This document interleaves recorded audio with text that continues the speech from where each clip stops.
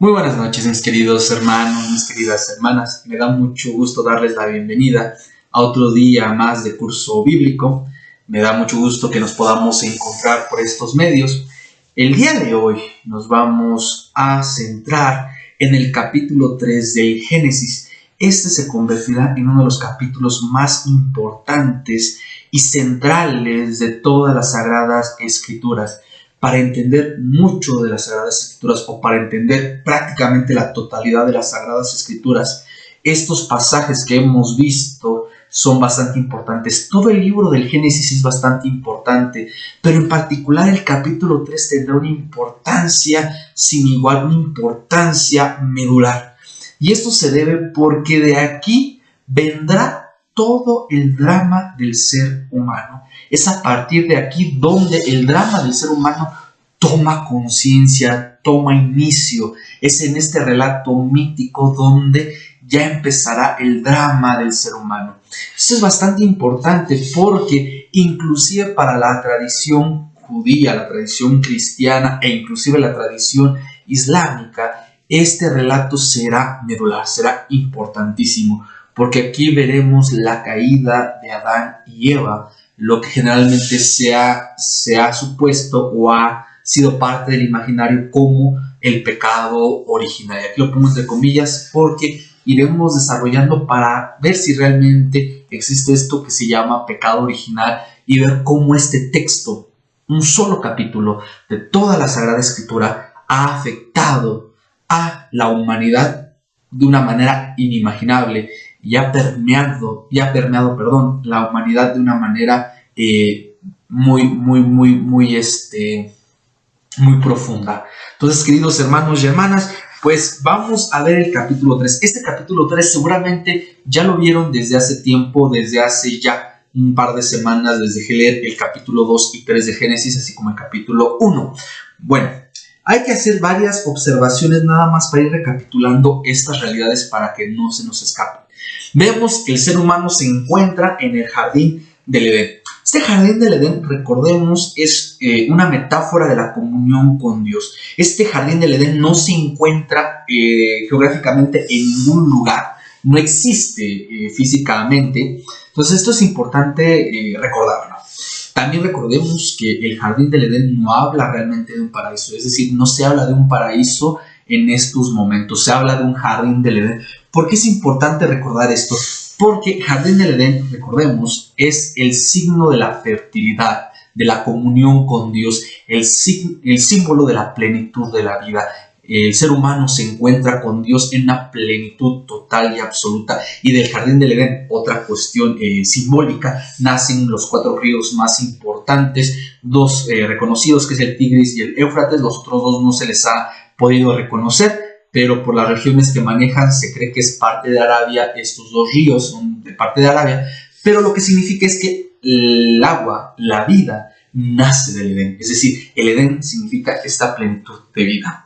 Y en este jardín del Edén se encuentran 2 árboles en particular: el árbol de la ciencia del bien y del mal y el árbol de la inmortalidad.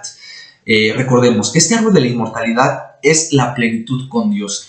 El ser humano está siendo invitado de manera libre por parte de Dios a su comunión íntima con Él, a vivir una comunión con Dios. Pero también se encuentra en ese árbol el árbol de la ciencia y del bien y del mal. Aquí hay que tener cuidado porque generalmente este texto se utiliza a veces de una manera irresponsable, al punto de decir, ¿no?, que el Dios de los cristianos o el Dios de Abraham es un Dios que quiere la ignorancia de la gente, que solo busca su obediencia. El Dios de Abraham solo quiere mantener ignorantes a la gente. Esto lo hemos escuchado un sinfín de ocasiones. Seguramente es una crítica que muchos habrán escuchado en algún momento, ¿no? Esta idea de Dios no quiere que te acerques al árbol de la ciencia del bien y del mal porque Dios te quiere ignorante, Dios quiere solo tu obediencia. Eso no es real, o sea, esto no significa el texto. El árbol de la ciencia del bien y del mal no implica una sabiduría que no tenga el hombre. Es decir, por supuesto que Dios le dio al ser humano, al hombre y mujer, razón, habilidades, destrezas. Dios no quería la ignorancia del ser humano. Este árbol de la ciencia del bien y del mal implica otro tipo de ciencia. Este árbol significa erigirse el ser humano como juez absoluto de la creación, como juez moral de la creación. Es decir, ya iremos viendo más adelante cómo el ser humano, al intentar ser como Dios, porque eso es lo que lo mueve al final de cuentas, el querer ser como Dios, se terminará topando con su mortalidad, con su fragilidad, con su corrupción. Entonces, este árbol de la ciencia del bien y del mal no significa un conocimiento, no significa que Dios nos quiera tontos o ignorantes, no. El árbol de la ciencia del bien y del mal implica un conocimiento o una posición de ser jueces morales, de ser jueces absolutos de la humanidad, ¿no? Eso es bastante importante recordarlo. De hecho, hay una frase que utiliza un sofista que se llama Protágoras. Es un sofista que de hecho es muy reconocido porque Protágoras será uno de los sofistas que manden a la muerte al filósofo Sócrates, y tiene una frase que, por decirlo de algún modo, reafirma que es este conocimiento de la ciencia del bien y del mal. El hombre es la medida de todas las cosas. Esta es una frase de Protágoras. Y en esta frase se resume de una manera excelsa lo que significa el árbol de la ciencia del bien y del mal. El hombre como la medida de todas las cosas. Y aquí no digo hombre y mujer o ser humano, sino como hombre. Recordemos que inclusive en la Grecia antigua, en la Grecia clásica, la mujer era menos que ser humano, era un hombre incompleto. Entonces solo el hombre, el varón, tenía la capacidad de razonar, y solo el varón, el hombre, se podía poner como juez de todas las cosas. Esto desde una cuestión subjetiva, es decir, yo soy la medida de todas las cosas. En ese sentido, por esta situación vendrá una serie de injusticias en el mundo, vendrá una situación de violencia en el mundo. Entonces, el texto no significa que Dios nos quiera tontos, sino que el ser humano, al acceder, ya lo veremos más adelante, a este conocimiento, accederá a erigirse como juez supremo de la humanidad, como juez supremo de la creación. Entonces usurpará un cierto papel de Dios, pero también vendrá con eso una serie de violencia, de dolor, de injusticias, ¿no? Aquí eso es importante recalcarlo, porque vemos que en el capítulo 1 e inclusive en el capítulo 2 el ser humano es creado a igualdad. Hombre y mujer son creados a igualdad, a vivir una comunión entre ellos y entre la creación. Es decir, la humanidad ha sido creada para vivir la plenitud de la creación, la plenitud de la vida, con la humanidad misma y con la creación, siendo el ser humano, el hombre, mujer, el guardián, el cuidador de la creación misma.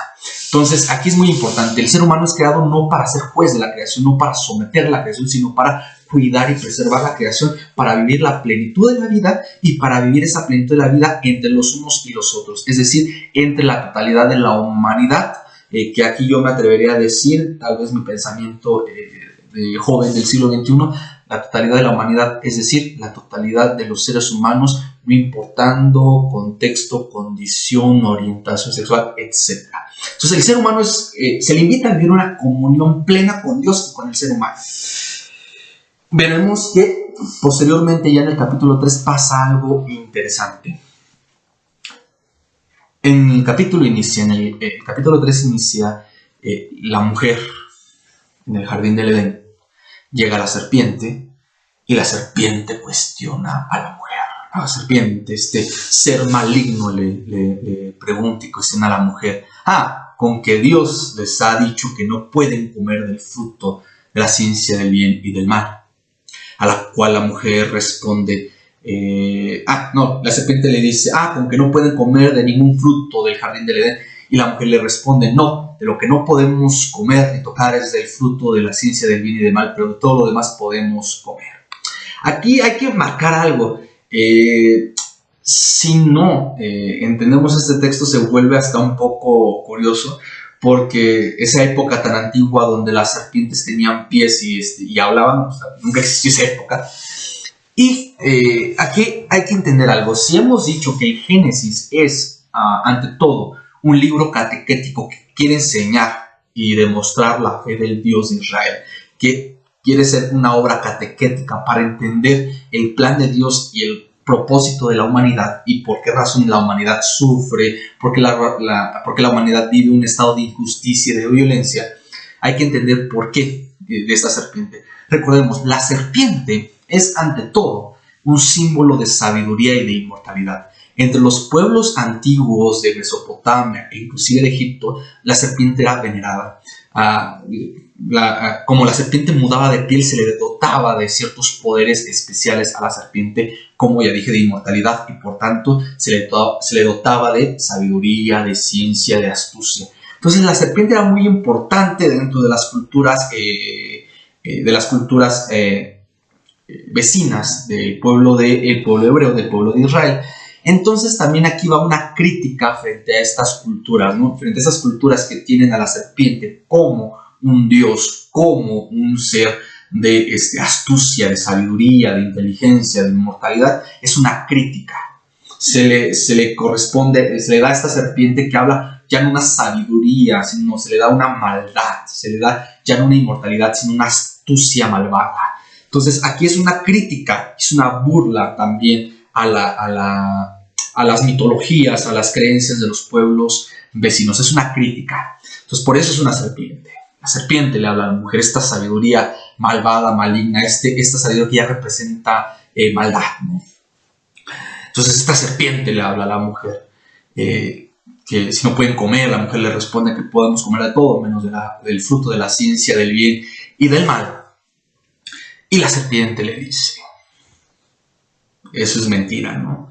Porque la mujer le dice, es que si comemos del fruto de la ciencia, del bien y del mal, en verdad es que Dios nos ha dicho que moriremos. Y la serpiente le dice, no morirán. Dios sabe que cuando coman de este fruto se convertirán en conocedores del bien y del mal, serán como dioses. Entonces aquí hay una tentación, la tentación del hombre y de la mujer es ser como dioses.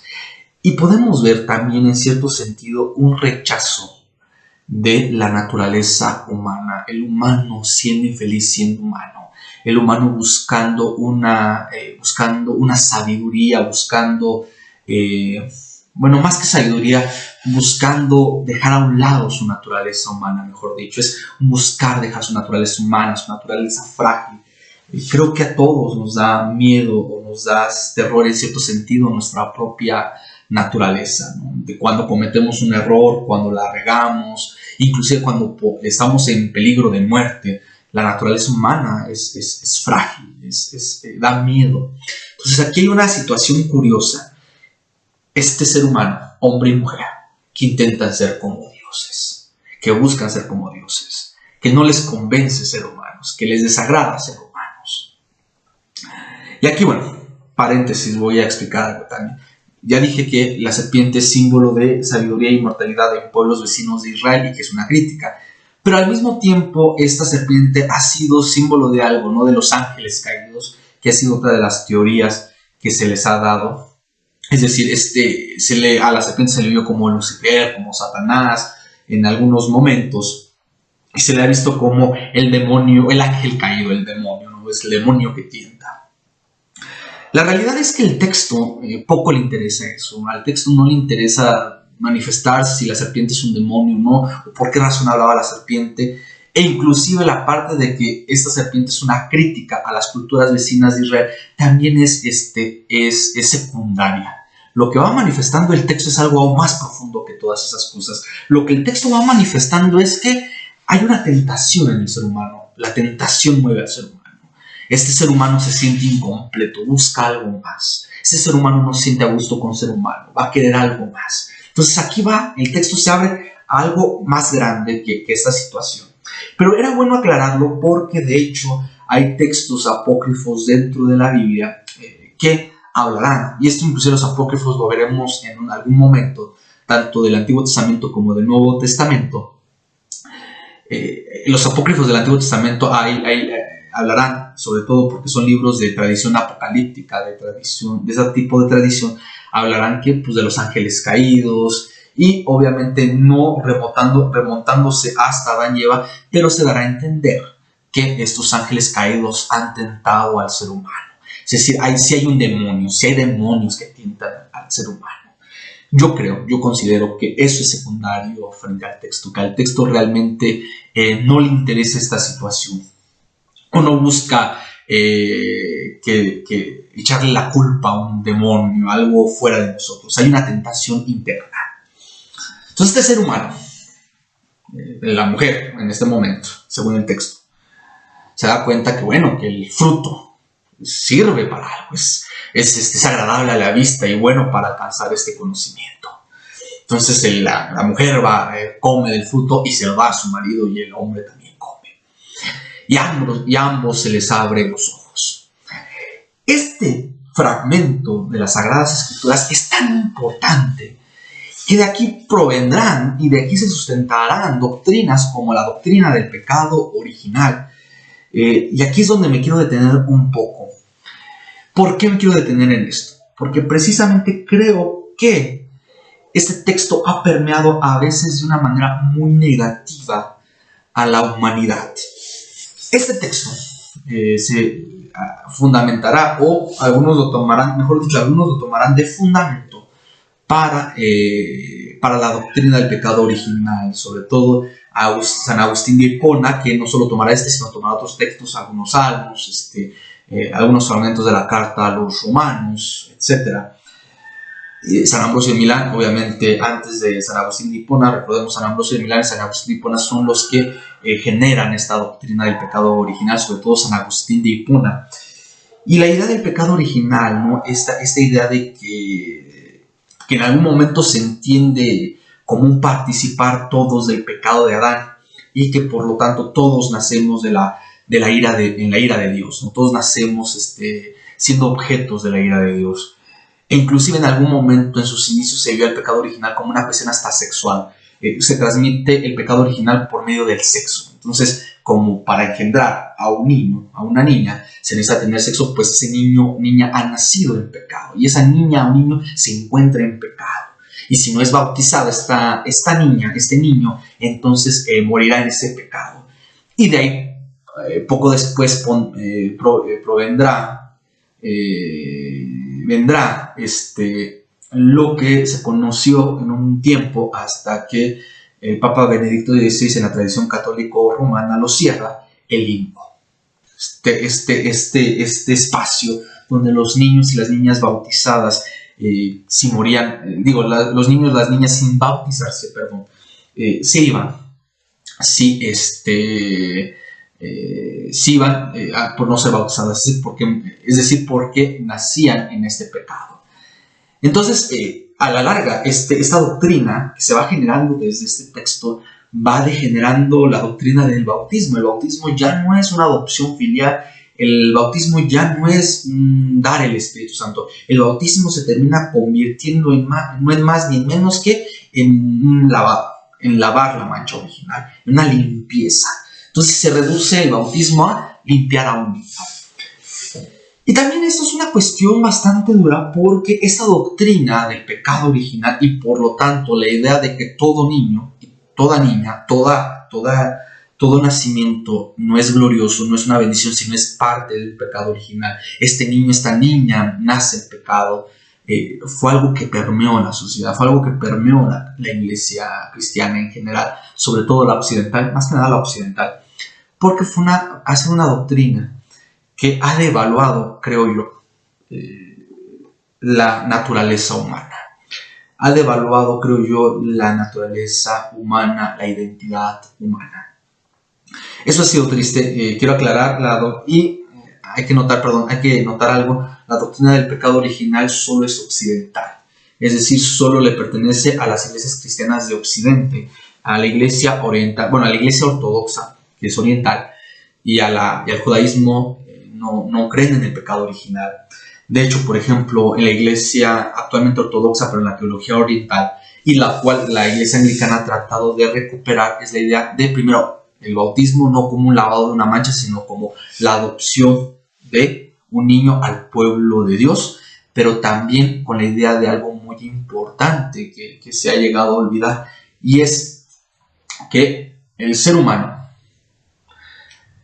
a partir de la victoria de Jesús sobre la cruz, de su resurrección y ascensión, se ha santificado la creación. Entonces, este pecado original, si es que lo hubo, ha sido redimido con la sangre de Cristo, ha sido redimido en la cruz de Cristo, y por lo tanto, a partir de Cristo nace una nueva humanidad, debe nacer una nueva humanidad. Entonces aquí pasa algo curioso donde creo que es bueno recordar o hacer hincapié en este punto, porque realmente la cuestión del pecado original que se fundamenta en ese texto se ha afectado a la humanidad a un nivel que no sospechamos o que no entendemos aún, pero sobre todo porque actualmente se intenta recuperar ese sentido de bendición original, de una cuestión de un niño, una niña que nace en la bendición original, que nace en la gracia de Dios, que nace en la plenitud de Dios, que nace, por decirlo de algún modo, de una nueva naturaleza, de una nueva creación. Entonces aquí es muy importante recordar, y esto es importante señalarlo, porque creo yo que al igual que a un niño, se le dice a un niño pequeño que es un tonto, que es un inútil. Este niño pequeño va creciendo como un tonto, como un inútil, aunque no lo sea, aunque tenga realmente talentos, aunque realmente tenga buenos recursos de carismas, de virtudes. Ese niño va a crecer como un tonto y como un inútil porque se le dijo que era un tonto y un inútil desde niño. Creo yo que a la humanidad nos ha pasado algo similar.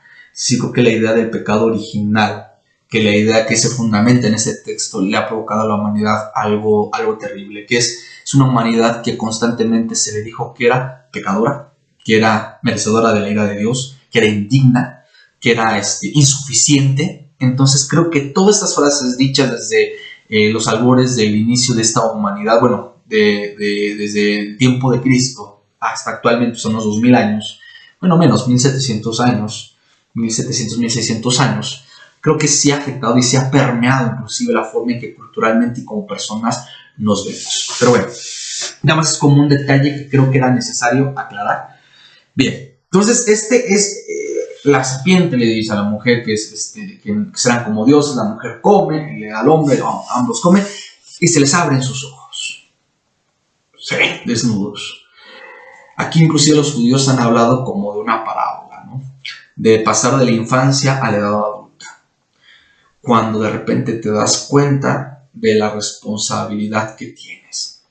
Esa interpretación me gusta porque le quita también este peso de pecado original, sino que le da la idea de es un proceso de paso a la vida adulta. De hecho, algunos teólogos que hablan de la bendición original, de algunas personas eruditos, teólogos, que hablan precisamente de esto, hablan que realmente, y me gusta, inclusive como anglicanos como John Shelby Spong, hablan de algo que me agrada, y y también anglicanos como Matthew Fox, que es dentro del pecado original, bueno, dentro de la idea del pecado original, dentro de esa idea de caída, cuando ambos comen y se les abren los ojos, hay que ver más una bendición original. Y suena hasta absurdo, pero es cuando el ser humano se completa como ser humano.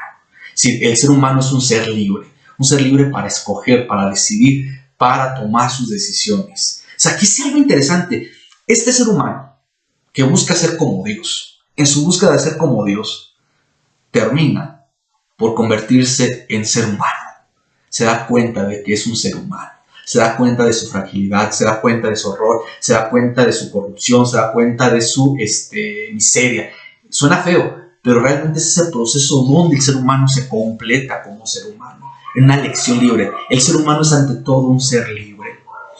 El ser humano, dentro de las limitaciones que tiene, puede escoger. Eso es ser libre. En medio de las limitaciones el ser humano escogemos, podemos decidir. Entonces el ser humano es libre.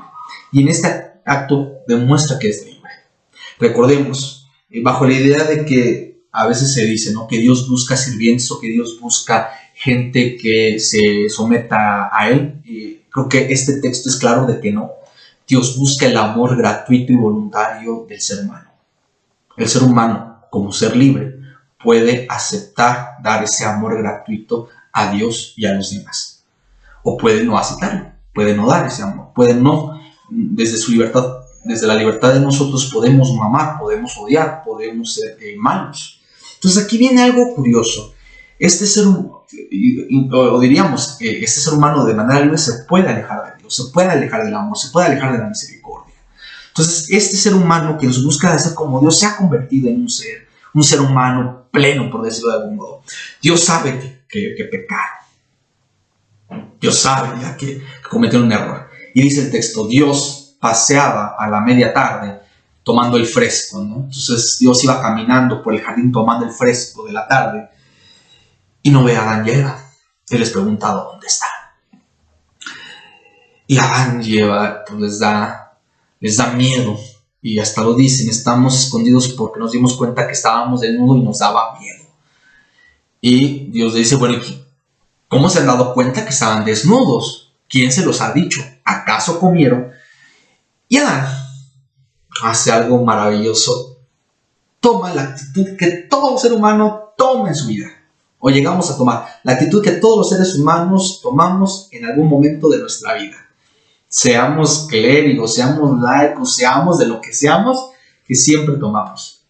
Le echó la bolita al otro, le echó la culpa a la otra. Le echó la culpa a dos en particular. A Dios por crear a la mujer y a la mujer porque le dio el fruto. Entonces esa es una actitud totalmente humana, ¿no? Cuando uno toma una decisión errónea, se equivoca y demás, es mejor buscar culpables. El culpable es Dios y la culpable es la mujer. Dios va con la mujer y le pregunta, bueno, ¿qué pasó? ¿Qué has hecho? Y la mujer no es mejor que el hombre y dice, fue la serpiente. Le echa la culpa a otro. Entonces aquí pasa algo. Este humano que es libre, que se constituye libre, que es libre, no asume o no asumimos la responsabilidad de nuestra libertad. Eso es algo muy duro que inclusive filósofos como Jean-Paul Sartre han dicho. El ser humano está condenado a ser libre, porque en efecto el ser humano no pidió nacer, los seres humanos no pedimos nacer, los seres humanos no pedimos morir o cuándo morir, pero si bien no decidimos cuándo nacer, cuando llegamos aquí y lo que han hecho de nosotros, en ese ámbito pequeño, cerrado, de nosotros tenemos que tomar decisiones y somos totalmente responsables de las decisiones que tomamos. Entonces el ser humano está condenado a ser libre, la vida son opciones que debemos escoger.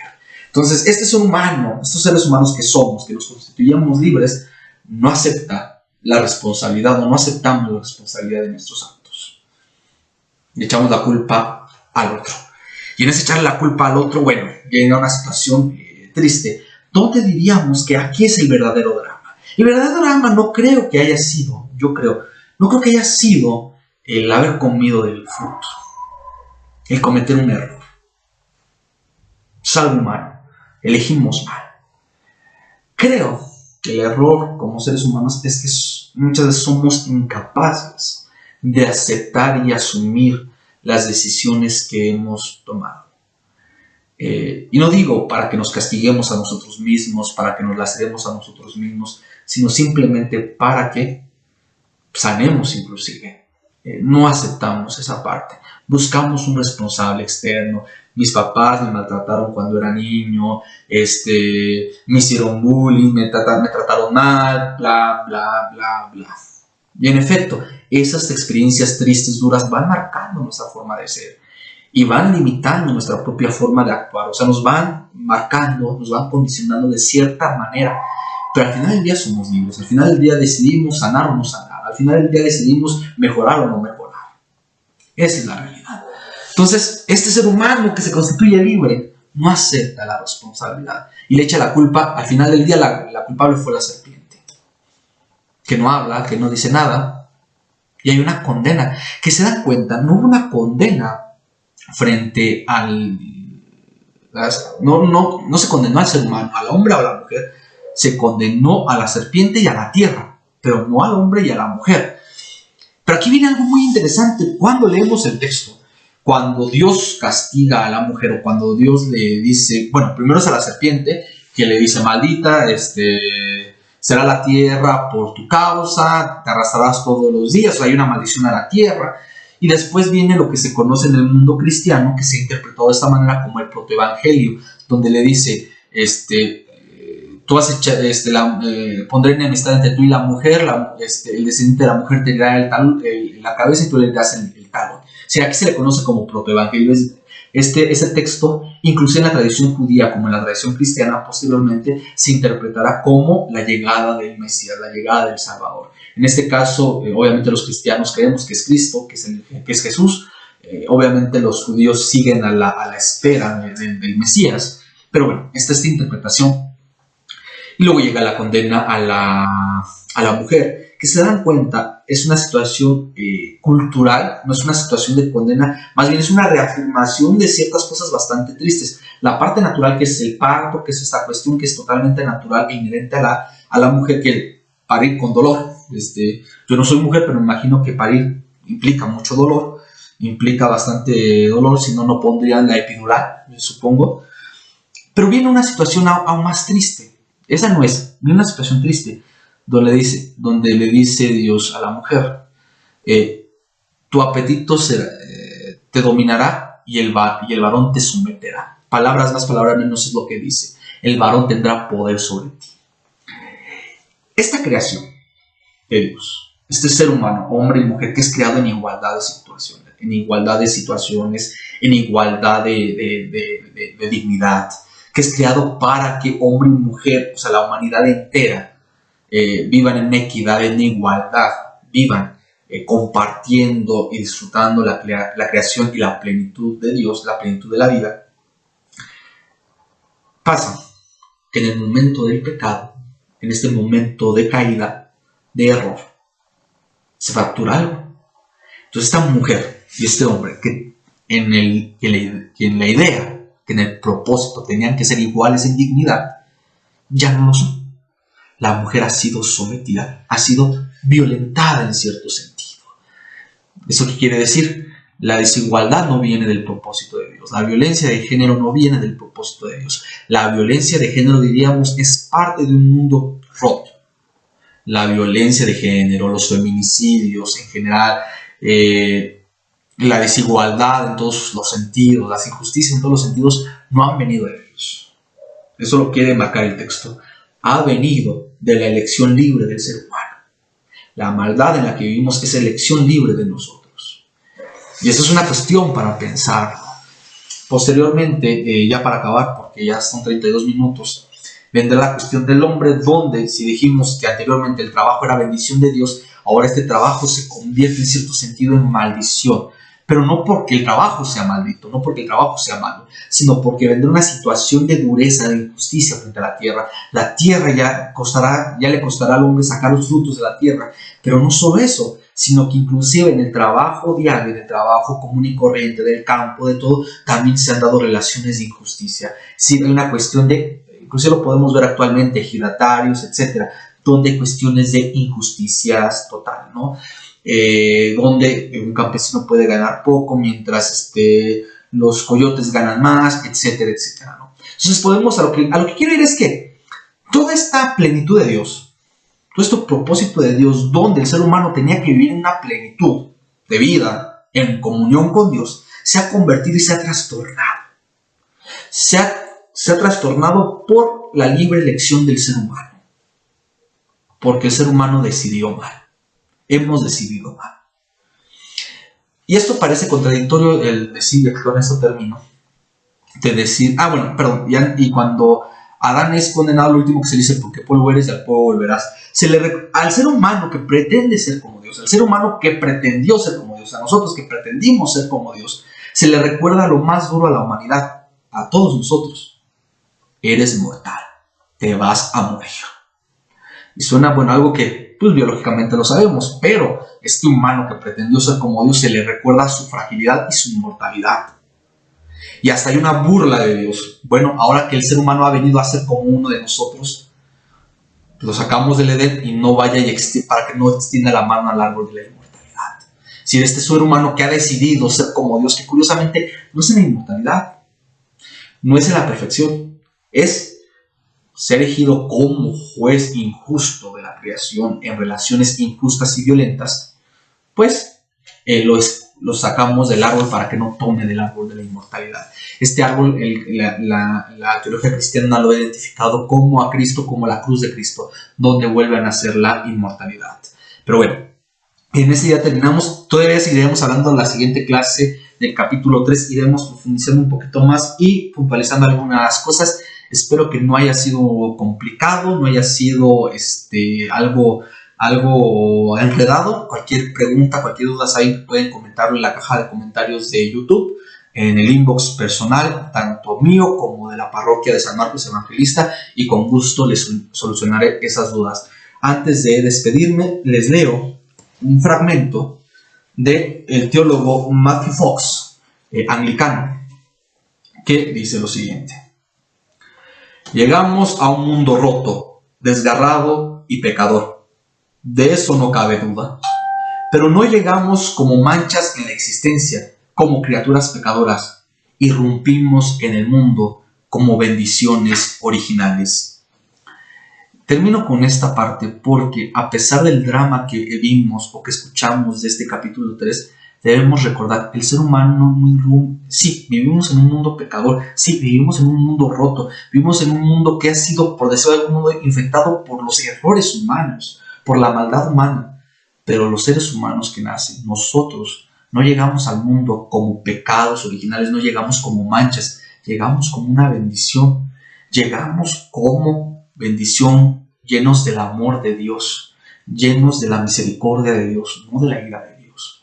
Eso lo creo yo, y varios teólogos actualmente ya van asumiendo esta actitud de una manera más amplia. Entonces es bueno recordar, no somos una mancha original, no somos una mancha, no somos un error de Dios, somos bendiciones originales, no somos un parásito, no somos un virus, somos bendiciones originales que debemos tratar de manera constante, actuar como esas bendiciones originales de Dios.